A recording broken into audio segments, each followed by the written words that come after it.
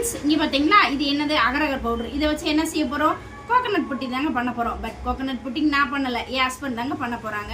தோட்டத்துலேருந்து இளநி வெட்டி வந்துருந்துச்சுங்க. சரி இதில் இன்றைக்கி எப்படியாவது இந்த புட்டிங் பண்ணிடலான்னு சொல்லிட்டு என் ஹஸ்பண்ட் கேட்டாங்க. சரின்னு சொல்லிட்டேன். பார்த்தீங்களா இதில் வந்து 2 டம்ளர் அளவுக்கு தண்ணி எடுத்துக்கிட்டோம்.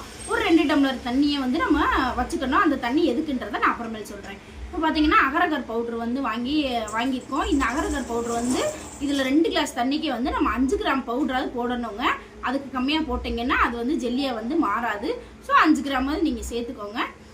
அதுக்கப்புறம் சர்க்கரை போடணும். சர்க்கரை வந்து உங்களுக்கு தேவையான அளவுக்கு சேர்த்துக்கோங்க. நாங்கள் வந்து ஒரு 3-4 ஸ்பூன் சேர்த்தோம். அதுவே எங்களுக்கு சரியாக தான் இருந்த மாதிரி இருந்துச்சு. நீங்களும் உங்களுக்கு தேவையான அளவுக்கு எக்ஸ்ட்ரா வேணாலும் போட்டுக்கோங்க. இது நல்லா சுகர் கரையிற அளவுக்கு அதை கிண்டணும். இது ரொம்ப ரொம்ப ரொம்ப கொதிச்சு இதாகணுன்ற அவசியம்லாம் இல்லைங்க. ஓரளவுக்கு லைட்டாக கொதி வந்தோடனேவே நம்ம இறக்கிடலாம். பட் அந்த சர்க்கரை கரைஞ்சிடணும். சர்க்கரை கரையிற அளவுக்கு நீங்கள் அதை கிண்டிக்கோங்க. அடுப்பு ஆஃப் பண்ணிடுங்க. ஆஃப் பண்ணிவிட்டு உங்களுக்கு தேவையான பாத்திரத்தில் ஊற்றிக்கோங்க. எங்களுக்கு வந்து ஜெல்லி வந்து சின்ன சின்ன கட்டமாக வேணும் அப்படின்ற ஸ்கொயர் ஷேப்பில் வேணும் அப்படின்றனால நாங்கள் வந்து இந்த தட்டில் ஊற்றிக்கிட்டோம். உங்களுக்கு ஜெல்லி எந்த ஷேப்பில் வரணும்னு ஆசைப்படுறீங்களோ அந்த ஷேப்பில் ஊற்றிக்கோங்க. ஃபேனில் வந்து ஒரு 3 நிமிஷம் வச்சு ஃபேனில் வந்து ஆற வச்சுருங்க. டீசரில் 30 நிமிஷம் வச்சுக்கோங்க.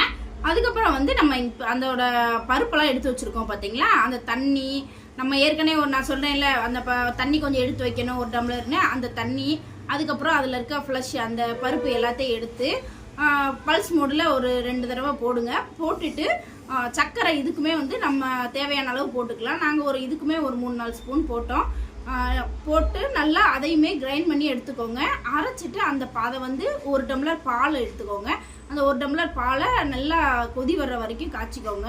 ஊற்றுறதுக்கு முன்னாடி அடுப்பை வந்து நீங்கள் ஆஃப் பண்ணிடுங்க. அடுப்பை ஆஃப் பண்ணிவிட்டு இதை சேர்த்துக்கோங்க. ஏன்னா நாங்கள் அடுப்பை அப்படியே எரிய விட்டு சேர்த்தனால வந்து கொஞ்சம் திப்பியாக இந்த மாதிரி இருந்தது. ஆனால் அதில் வந்து நீங்கள் அடுப்பை ஆஃப் பண்ணிவிட்டு சேர்த்தீங்கன்னா அந்த பதம் வந்து கரெக்டாக இருக்கும். அடுப்பு ஆஃப் பண்ணிட்டு சேர்த்துட்டு நல்லா கிளறி விட்டுருங்க. எல்லாமே ஈவனாக வர்ற மாதிரி கிளறி விட்டுருங்க. தனியாக வந்து ஒரு பவுலில் மாற்றிட்டு அதுக்கப்புறம் வந்து நீங்கள் மிட்டாய் மட்டை ஒரு ஸ்பூன் 2 ஸ்பூன் உங்களுக்கு தேவையான அளவுக்கு சேர்த்து நல்லா கலக்கி விட்டுக்கோங்க. மிட்டாய் மட்டை கரையிற அளவுக்குமே நீங்கள் நல்லா கலக்கிடணும். கலக்கிட்டு இது வந்து என்ன அப்படின்னா இதுவும் ஜெல்லியான ஒரு ஸ்ட்ரக்சருக்கு வரணும். அதனால அகரகர் பவுடரை வந்து சுடுதண்ணியில் கலக்கி திருப்பி அதில் சேர்த்துருக்கோம். சேர்த்துட்டு இங்கே பார்த்தீங்கன்னா இப்போ நம்ம வச்சது வந்து 30 மினிட்ஸ் வந்து ஃப்ரீசரில் வச்சு எடுத்துருக்கு. பாருங்கள் எவ்வளோ அழகாக கண்ணாடி மாதிரி வந்திருக்கு பார்த்தீங்களா, அவ்வளோ அழகாக இருந்துச்சுங்க பார்க்குறதுக்கு. நம்ம புட்டிங் பண்ணாமல் இந்த ஜெல்லியவே அப்படியே எடுத்து நாங்கள் கொஞ்சத்தை சாப்பிட்டுட்டோம். ஏன்னா அது சாப்பிட்றதுக்கு அவ்வளோ ஒரு டேஸ்ட்டாக இருந்துச்சு, நல்லா இருந்துச்சு. இங்கே பாருங்கள் கிறிஸ்டல் கிளியராக இருக்குதுன்னு சொல்லுவாங்களே, அது இதானோ என்னமோ தெரியல. இதை பார்த்தாலே எடுத்து சாப்பிடணும் அப்படிங்கிற மாதிரி இருந்தது. சரின்னு சொல்லிவிட்டு அதுக்கப்புறம் நம்ம பண்ணி வச்சுருக்க அந்த பவுலில் பண்ணி வச்சுருக்கோம்ல அதை எடுத்து அதுக்குள்ளே சேர்த்துக்கோங்க.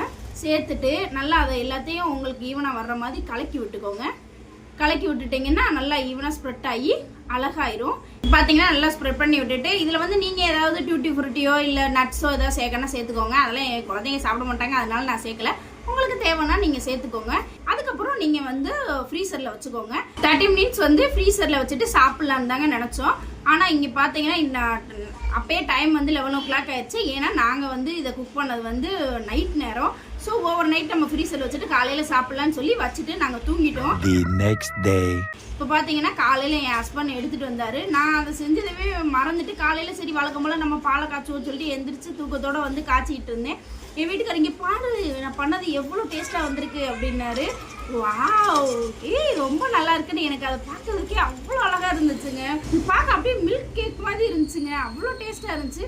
வாயில் வச்ச உடனே வாவ், அது காலையில் இருந்துச்சுன்னா அது ஜில்லுன்னு வேறு இருந்துச்சா, அதை சாப்பிடவும் அவ்வளோ டேஸ்ட்டாக இருந்துச்சுங்க. ரொம்ப சூப்பராக இருந்துச்சு. வாயில் வச்சோன்னா அப்படியே கரைஞ்சி வாய்க்குள்ளே போயிடுச்சு. என் ஹஸ்பண்ட் எனக்கு ரொம்ப ரொம்ப ப்ரௌடாக இருக்குங்க. நீங்கள் ஃபஸ்ட் டைம் இதை பண்ணுறீங்க, ரொம்ப அழகாக பண்ணியிருக்கீங்க, ரொம்ப தேங்க்ஸுங்கன்னு சொல்லிட்டு நானும் ஆசையாக சாப்பிட்டேன். இந்த வீடியோ பிடிச்சிருந்துச்சுன்னா லைக் பண்ணுங்கள், ஷேர் பண்ணுங்கள், கமெண்ட் பண்ணுங்கள், சப்ஸ்கிரைப் பண்ணுங்கள். பாய்.